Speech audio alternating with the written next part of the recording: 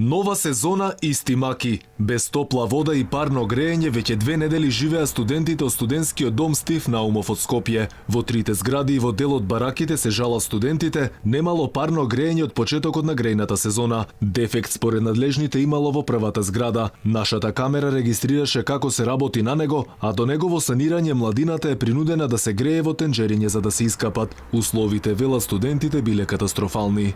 Немате вода парно. Добро, не се толку лоши собите, но тоа е проблемот. Како се живее? Како живеете сега? Ладно? Па, ладно е и немате услови реално за живење. Секоја година страдаме од топла вода, немаме во студентскиот дом. Сега парно нема во прва и во втора зграда.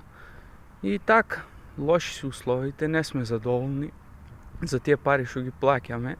Дел од студентите се плашат јавно да зборуваат, иако на грб им тежат еден куп проблеми со кои се соочуваат. Пред камерата на Алфа се пожалија дека едве преживувале. Инаку студентите се жалат дека тука мизеруваат и тоа под секое човечко достоинство, и тоа кога е во прашање студентскиот стандард во Македонија. Во меѓувреме оние кои престојуваат во, како што велат, малите соби, плаќаат по 3000 денари месечно, но се надеваат дека работите ќе мрднат од мртва точка. Да, имаше проблеми со кои се запознаети и сите, и директорот.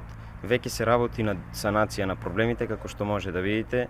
Имаше проблем со парното, се јавија од БЕК, јавија дека ќе го средат. Има проблем во едната зграда со топла вода и тоа во најбрз можен рок ќе се среди. Студентските прашања во Македонија се актуализираат сезонски, односно кога на површина излегуваат старите проблеми. Долга е листата на проблеми со кои се соочуваат студентите од студентскиот дом Стив Наумов од Скопје. Велат, храната во мензата била неквалитетна и количински малку. Како проблем ја посочуваат и читалната, која засега била недоволно осветлена.